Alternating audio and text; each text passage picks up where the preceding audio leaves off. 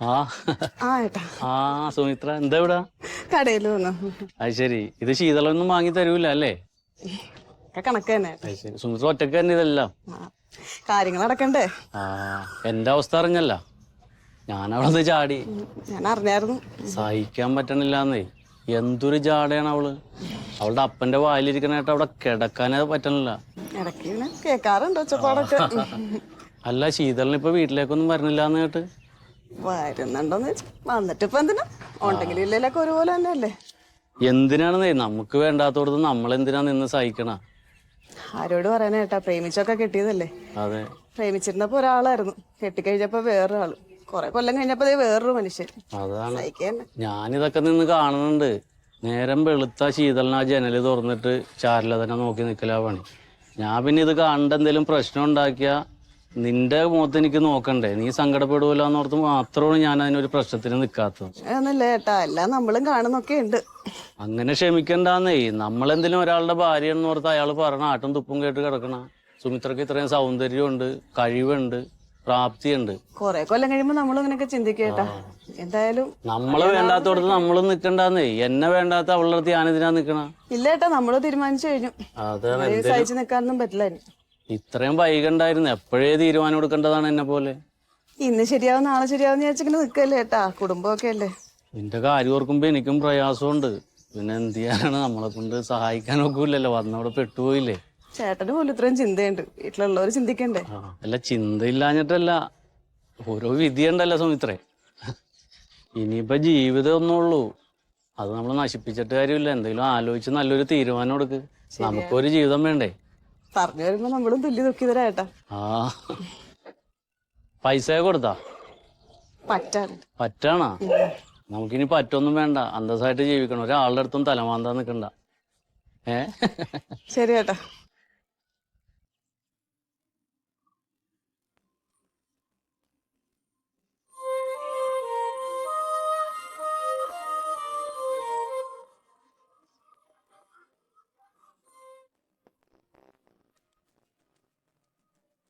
ചേച്ചി, അവരുടെ പറ്റെത്രയാണ്? സുമിത്രയുടെ ഒക്കെ അതെ ശിതലേട്ടാ, ഇനി കൂടുതൽ സംസാരത്തിന് നിക്കണ്ട. എനിക്ക് താല്പര്യമില്ല എന്ന് പറഞ്ഞില്ല, അത് തന്നെ. അതല്ലൊന്ന് എന്ത് പറയാൻ? ഇനി ഒന്നും പറയണ്ട. എനിക്ക് ഇഷ്ടമുള്ളിടത്തേക്ക് പോകും. നിങ്ങൾ എന്തിനാ അറിയണത്? അന്തേം തള്ളേ. നിനക്ക് ഇഷ്ടമുള്ളിടത്തേക്ക് പോണെങ്കിൽ നീ പൊക്കോ. എന്റെ മോളുടെ കയ്യിൽ നിന്ന് മേടിച്ചേക്ക് ഇവിടെ വച്ചിട്ട് നീ പോയാ മതി. അയ്യോ, എന്ത് തെറിയോ? എന്താ നിങ്ങക്ക് തിരിച്ചറിയേണ്ടത്?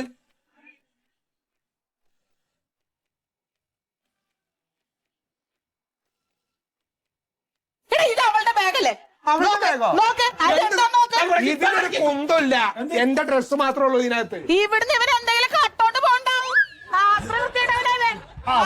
വെറുതെ എന്റെ വായിലിരിക്കുന്ന വല്ലതും കേൾക്കണ്ട, പറഞ്ഞേക്കാൻ. അയ്യത്ര അഭിമാനിയാണെങ്കിലേ എന്റെ മോളുടെ കൊണ്ടുപോയി സ്വർണ്ണം ഇവിടെ വച്ചിട്ട് നിങ്ങളല്ലേ പറഞ്ഞത് കോടതി പോയി കേസ് കൊടുക്കുന്ന? പോയി കേസ് കൊടുക്ക, അപ്പൊ അവിടെ തരാ. എന്റെ ഡ്രസ്സ് മാത്രമേ ഉള്ളൂ. അയ്യോ, നീ ഒന്ന് പോയാ മതി ഇവിടുന്ന്. നല്ല അന്തസ്സുള്ള ഒരുത്തനെ കൊണ്ട് എന്റെ മോളെ ഞാൻ കെട്ടിക്കോടാ. അയ്യോ, നിങ്ങളുടെ ഈ മോളെ കല്യാണം കഴിച്ചു കൊടുക്കുന്നതിന് മുൻപ് നല്ല അന്തസ് കൊച്ചിനെ ഞാൻ കല്യാണം കഴിക്കും. വേണേ നോക്കിയോ? ജില്ലും കൂട്ടിൽ പോണേ ഇറങ്ങി.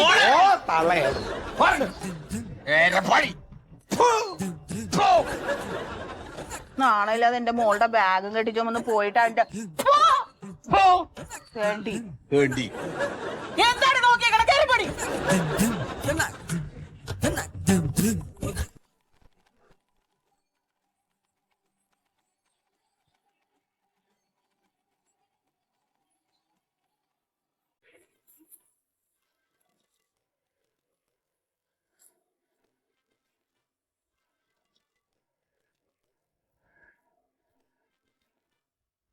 അപ്പൊ നിങ്ങൾ അങ്ങ് വന്നാ മതി. ഓ ശരി ശരി ശരി ശരി. ഇല്ല ഇല്ല ഇല്ല ഇല്ല ഇല്ല. ഓ ശരി ശരിയാ, ശരി, കാണാം കാണാം.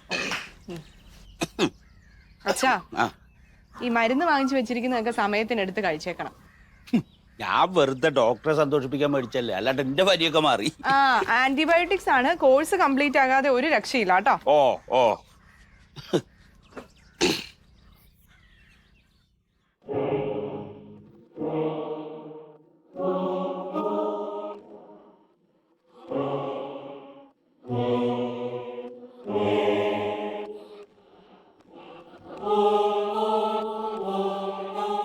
പിന്നെ സ്റ്റാൻഡ് തട്ട്. പാലിന്റെ ബില്ല്, കറണ്ട് കാശ് ഇതെല്ലാം മേശപ്പുറത്ത് ഇരിപ്പുണ്ട്, എടുത്തു കൊടുത്തേക്കണം. ആ അതവിടെ ഇരുന്നോട്ടെ, കുറച്ച് കഴിഞ്ഞിട്ട് പോവാ. അതവിടെ ഇരുന്നാ പറ്റില്ല, ഉണ്ണിയേട്ടൻ അത് എടുത്തോണ്ട് പോകും, അതുകൊണ്ടായി പറയുന്നത്. നീ പേടിക്കണ്ട, അവൻ ഈ എന്തൊക്കെ ആയുർവേദ മരുന്നൊക്കെ ഒരു പെട്ടിയിലായിട്ട് സൈസിന് പോയിട്ടുണ്ട്. ആണോ? ഓ പിന്നെ സമയത്തിന് ആഹാരം കഴിക്കണം, പിന്നെ അത് മറന്നേക്കരുത്. നീ ഭക്ഷണം എടുത്തിട്ടുണ്ടോ? ഞാൻ ഡയറ്റില്ല. ആ പറഞ്ഞു ഈ കുട്ടിയുടെ ഒരു കാര്യം, അവള് അധ്വാനിച്ച് കാശും പണം ഭക്ഷണമൊക്കെ ഇവിടെ കൊടുന്നു തരിക, ഇത് ഞങ്ങൾ കഴിക്കുക, അവൾക്ക് ഡയറ്റ്. ശീതലേട്ടാ എന്താ അവിടെ നോക്കി കാണുന്നത്? ഞാനവിടെ ഒരു വാഴ കുറച്ച് നിൽക്കണ്ടാവുന്ന ഇങ്ങനെ നോക്കിയതാണ്. വാഴക്കൊല എനിക്കെല്ലാം മനസ്സിലാവുന്നുണ്ട് കേട്ടോ. അവളുടെ കെട്ടിയ പ്യാരി ഇട്ടിട്ട് പോയപ്പോ തുടങ്ങിയതാ അവളുടെ ഇളക്കം, നിങ്ങളുടെ ഒരു നോട്ടം. 24 മണിക്കൂർ അവിടെ തന്നെയാണല്ലോ. നീ എന്ത് കണ്ടെന്നടി? ഞാൻ എല്ലാം കാണുന്നുണ്ട്. എന്ത് നീ കണ്ട്? എല്ലാം കാണുന്നുണ്ട്. അതാ കണ്ടെങ്കിൽ നന്നായി. എന്താ ഇത്ര വിഷമമാണ് കാര്യം ചെയ്യും? നിങ്ങൾ അവിടെ പോയി താമസിച്ചോ? പോണെങ്കിൽ പോടി ഞാൻ, പക്ഷെ പറഞ്ഞിട്ട് കാര്യമല്ലോ, പെട്ടുപോയില്ലേ. ഓ ഒരു പെടലുമില്ല. എന്റെ കയ്യിൽ നിന്ന് എണ്ണി മേടിച്ചൊക്കെ തന്നിട്ടേ നിങ്ങൾ അങ്ങ് പോയിക്കോ. നിന്റെ എന്ത് മേടിച്ചത്? 4 വള സ്വർണം. എന്നാ അത് നിന്റെ പറമ്പിൽ തന്നെ കിടക്കുന്നുണ്ട്, സിമെന്റും മണലായിട്ട്. സിമെന്റ് മണലല്ലേ വീട് വെക്കുന്നുണ്ട് എവിടെ? ഇതൊക്കെ തന്നെയാണ് നിന്നെയൊന്നും ഒരാൾക്കും ഇഷ്ടപ്പെടാത്തത്. നീയൊക്കെ 4 ദിവസം പണിയില്ലാണ്ടാവുമ്പോ കണക്ക് വെക്കാൻ തുടങ്ങും.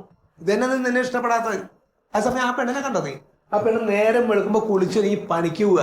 ഇന്ന് വരെ 10 രൂപ സമ്പാദിച്ചുകൊണ്ടിരുന്ന നിനക്കൊക്കെ പറ്റിയിട്ടുണ്ടോ? ഓ ഞാൻ 10 രൂപ ഇങ്ങോട്ട് കൊണ്ടുവരുന്നില്ലായിരിക്കും. ആ അടുക്കള കിടന്ന് ഞാൻ എടുക്കുന്നൊക്കെ പണിയല്ലേ, അതിനൊരു വിലയില്ലേ? നിനക്കൊക്കെ അല്ലെങ്കിൽ അടുക്കളയിൽ പാത്രം കഴുകാൻ തന്നെ പറ്റുള്ളൂ. ഇനി വർത്താനം പറയും.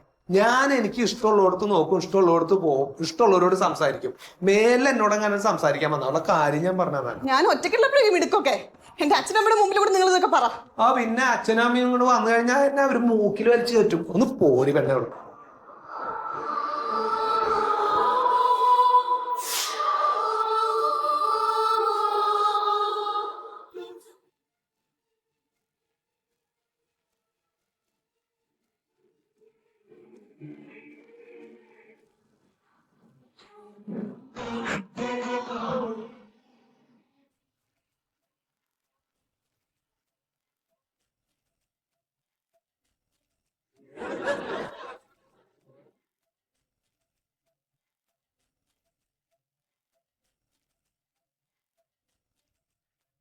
ശീതള, നീ പറഞ്ഞത് എനിക്കങ്ങോട്ട് വിശ്വസിക്കാൻ പറ്റണില്ല.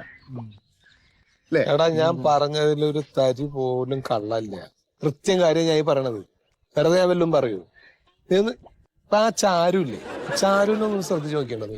എന്തൊരു സ്മാർട്ടാണ് ആ കുട്ടി. സ്വന്തമായിട്ട് ജോലിയുണ്ട്, അങ്ങനെ ഒരു അഹങ്കാരം ഉണ്ടോ? വെൽ ഡ്രസ്സിൽ അവള് പുറത്തേക്ക് ഇറങ്ങുന്നത്, ടിപ് ടോപ്പാണ് എപ്പോഴും. ആ പുഞ്ചിരി കണ്ടാൽ തന്നെ നമുക്കൊരു സമാധാനം കിട്ടും. ഇതൊരു വക എന്ത് പറഞ്ഞാലും മനസ്സിലാവാത്തൊരു സാധനം. എന്ത് ചെയ്യും? അല്ല ഈ ടിപ് ടോപ്പ് എല്ലാം ചാരുവല്ലേ? നിങ്ങൾ പുറേ വലിയൊരു പണിയെടുക്കുന്നോളല്ലേ, അപ്പൊ കുറച്ച് പ്രശ്നങ്ങൾ ഉണ്ടാവില്ലേ, ഇത്തിരി അഴുക്കൊക്കെ ഉണ്ടാവില്ലേ കൈമേൽ? എടാ ഇത് അതൊന്നും അല്ല, വീട്ടിലെ പണിയാന്ന് വിചാരിച്ചിട്ട് അലമ്പായിട്ട് നടക്കേണ്ട കാര്യമുണ്ട്. അതെ അങ്ങനെയല്ല ഞാൻ പറഞ്ഞത്. പൊതുവെ നമുക്ക് അങ്ങോട്ട് ഒന്ന് സിങ്ക് ചെയ്ത് പോവാൻ പറ്റില്ല. ഞാൻ പറയട്ടെ, ആ ചാരുവിനെ ഞാൻ കല്യാണം കഴിച്ചത്. പണ്ടേ പകരം ഞാൻ ഇപ്പൊ സ്വന്തമായിട്ട് വീട് വെച്ചിട്ടുണ്ട്. അങ്ങനെയാണെങ്കിൽ പിന്നെ എന്തുകൊണ്ട് അവളെ കെട്ടിയ അവന്റെ പേരിന്റെ അവൻ എന്തിനാ ഇട്ടേച്ചു പോയത്? അവന്റെ അഹങ്കാരം. അല്ലാണ്ട് എന്താ? ഇത്ര സുന്ദരിയായിട്ടുള്ളൊരു കുട്ടി, സ്മാർട്ട് ആയിട്ടുള്ള കുട്ടീനെ കയ്യിൽ കിട്ടിയിട്ട് അത് ഉപേക്ഷിച്ച് പോകണമെങ്കിൽ അവന്റെ അഹങ്കാരം അല്ലാതെ വേറെ അതൊന്നുമല്ല. നമ്മള് പുറത്തെ ആൾക്കാർ പറഞ്ഞു നടക്കുന്നത് ഈ ചാരു എന്ന് പറഞ്ഞ പെണ്ണിന്റെ അപ്പനും ആങ്ങളെയും കൂടെ ഈ അവനെ പ്യാരി തന്നെ ശരിക്കും കുറ്റപ്പെടുത്തുന്നുണ്ട്. കല്യാണത്തിന് മുമ്പ് ഇവനോട് ഗൾഫിൽ ജോലി ഉണ്ടായിരുന്നു, ആ ജോലി പോയേ അതിന്റെ കുറ്റപ്പെടുത്തലാന്നാണ്. എന്റെ മന്മത, ഇതൊന്നുമല്ല. ഇതൊക്കെ ഓരോന്ന് സംഭവം കഴിയുമ്പോ പിന്നെ പറഞ്ഞുണ്ടാക്കുന്ന സംഗതികളല്ലേ. ആ ഫാമിലി എന്താന്നുള്ളത് നമുക്ക് മനസ്സിലാക്കാവുന്ന. ആ കുട്ടിയുടെ നടപ്പും ഭാവവും അതിന്റെ ഒരു ഒതുക്കൊക്കെ കണ്ടാൽ തന്നെ അവരുടെ ഫാമിലിയുടെ ആറ്റിറ്റ്യൂഡ് എന്താന്ന് നമുക്ക് മനസ്സിലാക്കാം. അല്ലാതെ ഇതൊക്കെ ഈ പറഞ്ഞുണ്ടാക്കുന്നത്. പക്ഷേ വേറെ കാര്യമുണ്ട്, നീ നിന്റെ സുമിത്ര ഉണ്ടല്ലോ കെട്ടിയ പെണ്ണിനെ നീ കുറെ നാൾ പ്രേമിച്ചു കാണുന്നല്ല. അപ്പൊ നിന്റെ വായിന്ന് പറഞ്ഞു ഇതൊന്നും അല്ലല്ലോ, സുമിത്ര തേനാണ്, പാലാണ്, ചക്കപ്പഴമാണ്, മാങ്ങയാണ്, തേങ്ങയാണ്. ഒഴുകിയിട്ട് ഇപ്പൊ പിന്നെ എന്താ അങ്ങനെ? എടാ മന്മത, നമ്മൾ ചില സാധനങ്ങൾ ഈ പരസ്യം കണ്ട് വാങ്ങില്ലേ, പെട്ടുവാറില്ല എന്നിട്ട് അതേപോലെ ചിലതൊക്കെ ജീവിതത്തിലും ഉണ്ടാവും. അത് തന്നെ. സുധി, എന്റെ ജാതക പ്രശ്നം കൊണ്ടാണല്ലോ എനിക്ക് കല്യാണം നടക്കാത്തെ. ഇപ്പൊ എനിക്ക് തോന്നുന്നു എന്റെ ജാതക പ്രശ്നം അങ്ങനെ ഇരിക്കണം തന്നെയാണ് നല്ലത്. അയ്യോ കല്യാണമേ വേണ്ട, അതുകൊണ്ട് കണ്ടില്ലേ കഴിച്ചവരൊക്കെ ഇരിക്കണേ. ചേടാ ഇത് അങ്ങനെയൊന്നുമില്ല, നല്ല കുട്ടികൾ ഇഷ്ടം പോലെ ഇല്ലേ. ഇപ്പൊ ഈ ചാരുവിനെ നോക്കിയേ, ഞാൻ പറഞ്ഞില്ലേ. ഒന്ന് നിർത്ത്, നീ ആ ചാരുവിന്റെ അടുത്ത് മാറി വേറെ എവിടെങ്കിലും ഒന്ന് ചാരു. കുറെ നേരം ചാരു ചാരു ചാരു. ഇത് അതുകൊണ്ടല്ല മന്മത, ഞാൻ പറയണത് മനസ്സിലാക്ക്. ഇതിന്റെ ഉള്ളിലുണ്ടല്ലോ ഒരുത്തി, ഒരു രക്ഷ എന്ന് പറഞ്ഞതില്ല. ഒരു കാര്യം പറഞ്ഞാൽ മനസ്സിലാവില്ല. എടാ ഒരു നല്ല തമാശ പറഞ്ഞ എന്താ പറഞ്ഞ, ഒരു നല്ല പുഞ്ചിരി തരണ്ടേ നമുക്ക്. അതിന് പോലും കഴിയില്ല അവൾക്ക്.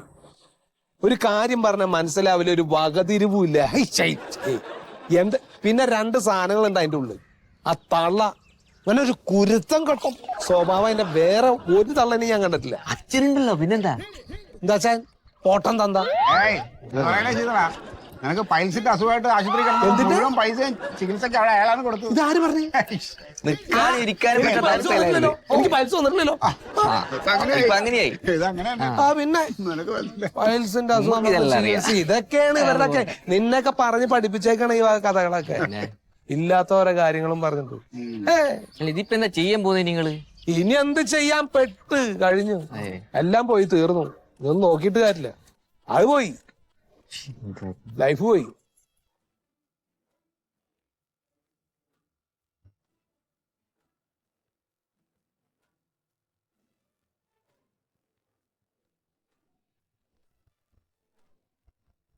മതി ഏച്ച, സഹിച്ച് എനിക്ക് സൗന്ദര്യമില്ല, ബ്യൂട്ടി പാർലറിലെ സ്നേഹയുടെ മാതിരി സ്റ്റൈലില്ല. പിന്നെ ആ ശാന്തേച്ചിയുടെ മോളില്ലേ സ്കൂളിൽ പോകണ നിശ, അവൾക്ക് അടുത്ത് വരുമ്പോ ഭയങ്കര സ്മെല്ലാണ് പെർഫ്യൂമിന്റെ. എനിക്കിപ്പോഴും നാറ്റമാണ്. എന്തൊക്കെ കേൾക്കണ്ടെന്ന് അറിയോ ഞാൻ. എന്തിനാ അവളെ പണപ്പിക്കാൻ പോയത്? അതാണ് ഇവിടുത്തെ കാര്യം. എനിക്ക് സ്റ്റൈലൊന്നും ഇല്ലല്ലോ. ഞാനിങ്ങനെ കരിയും പോകുകയൊക്കെ ആയിട്ട് ഇതിൻ്റെ ഉള്ളിൽ ഇരിപ്പാണല്ലോ. അല്ല പ്രേമിക്കുമ്പോ ഇതൊന്നും അവൻ കണ്ടിട്ടില്ലേടി? പ്രേമിക്കുമ്പോ അങ്ങനെയൊന്നും ആയിരുന്നില്ല, ഭയങ്കര സ്നേഹമൊക്കെ ആയിരുന്നല്ലോ. ഇപ്പൊ സ്നേഹമൊക്കെ അപ്പുറത്തെ വീട്ടിലോട്ടാ. ആ ജനാലകളെ പോലെ എപ്പോഴും ആ ചാരുവിനെ നോക്കിക്കൊണ്ടിരിപ്പാ. ഇപ്പോഴും നോക്കാണ് അവൻ. സത്യത്തില് ആ ജനലിന്റെ അവിടെ നിന്നിട്ട് ആ വീട്ടിലേക്ക് നോക്കിടുന്നത് ഞാൻ കണ്ടിട്ടുണ്ട്. ശ്രദ്ധിച്ചിട്ടുണ്ടോ? നിങ്ങൾ കണ്ടിട്ട് മിണ്ടാതിരിക്കാണോ? അപ്പൊ കണ്ടിട്ട് മിണ്ടാതിരിക്കാണോന്ന്? മിണ്ടാതിരുന്നല്ല, അവന്റെ കാരണം അടിച്ചു പൊളിക്കണ്ടേ? പറഞ്ഞാ മതി, പറഞ്ഞടിച്ചു പൊളിക്കും ഞാൻ. എന്നെ ചെയ്യട്ടെ? പറഞ്ഞാലേ പറ്റുള്ളൂ നിങ്ങളെ കൊണ്ട്. പിന്നെ വേറൊരു കാര്യം, ആ പെണ്ണ് അവിടുന്ന് ഇങ്ങോട്ട് നോക്കുന്നുണ്ട്, ഇവൻ അങ്ങോട്ട് നോക്കുന്നുണ്ട്. അവിടെ ഒരു കറുത്ത കൂളിംഗ് ഗ്ലാസ് വെച്ചിട്ടാ നോക്കുന്നത്. അപ്പൊ എവിടേക്കാ നോക്കുന്നത് മനസ്സിലാവില്ലല്ലോ. അതാണ് ഐഡിയ. ഇതെന്താ സംഭവം എന്ന് വെച്ചാൽ, ആ പ്യാരി എന്ന് പറയുന്ന ഇപ്പൊ അവിടെ ഇല്ല, അവട്ടിട്ട് പോയി. അപ്പൊ അവള് വേറൊരാളെ കണ്ടുപിടിക്കണല്ലോ, അതിനിങ്ങനെ ചൂണ്ടിടാൻ വേണ്ടിയിട്ട് ഇങ്ങനെ നോക്കി നിൽക്കുകയാണ്. അതാണ് ഇത് സംഭവം. അതിക്ക് മനസ്സിലായി. എന്നിട്ട് എന്ത് ചെയ്തു? നിങ്ങളെ കൊണ്ട് ഒന്നും ചെയ്യാൻ പറ്റില്ല. ആ കാർത്ത കണ്ണാടി അടിച്ച് പൊളിക്കേണ്ടിയിരുന്നു. പൊളിക്കും ഞാന്, പൊളിക്കും. പറഞ്ഞത് ചെയ്യും ഞാൻ. പറഞ്ഞാലേ നിങ്ങൾ ചെയ്യുള്ളൂ. ആ വൃത്തിയായിട്ട് കാണട്ടെ, ഞാൻ മുട്ടുകാലം തല്ലി ഒടിച്ചിടും. പിന്നെ അവൾ എങ്ങനെ അവിടെ നിന്ന് നോക്കുമെന്ന് അറിയണമല്ലോ. കണ്ണാടി മാത്രമൊന്നുമല്ല, അതിന് ജോലി എന്താണ്ടൊക്കെ ഉണ്ട്. എനിക്ക് ജോലി ഇല്ലല്ലോ, അതിന് വീട്ടിലെ അടുക്കളയിൽ തന്നെ ഇരിപ്പാണല്ലോ. അല്ല ഞാനൊരു കാര്യം നിന്നോട് ചോദിക്കട്ടെ, ആ എണ്ണം കെട്ടവനെ കെട്ടണ്ടെന്ന് ഞാൻ നിന്നോട് പറഞ്ഞാണോ? പറഞ്ഞതാണോ? ആണോ?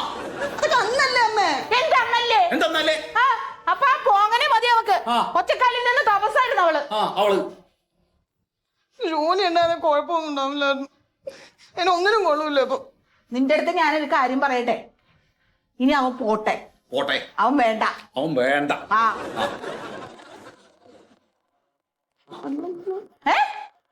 ഒറ്റയ്ക്ക് എന്താണ്? എടി നല്ല അന്തസ്സുള്ള ഒരു ചെറുക്കനെ കൊണ്ട് ഞാൻ നിന്നെ കെട്ടിക്കും. ഇനിയിപ്പോ ഒരു ചെറുക്കൻ പോയിന്നും പറഞ്ഞ് ഇവിടെ ഇരുന്ന് കരയാ നീ. പെണ്ണുങ്ങളൊന്നും അങ്ങനെ ആവാൻ പാടില്ല.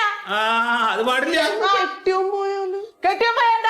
ഇപ്പൊ തന്നെ നിന്റെ അച്ഛൻ പോയാല് ഞാൻ എന്താ കരയോ? കരയില്ലേ? എന്തിനാ ഞാൻ കരയണേ?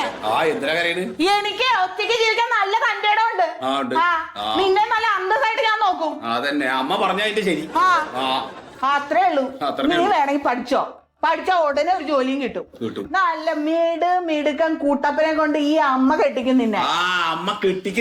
അത്രേ ഉള്ളൂ. ഒരു പേടിയും വേണ്ട കേട്ടോ. ഇങ്ങോട്ട് നോക്ക്, ഇനി ആ എരപ്പാളിയെ നമുക്ക് വേണ്ട. വേണ്ട. ആ ആ എവിടെയെങ്കിലും പോട്ടെ.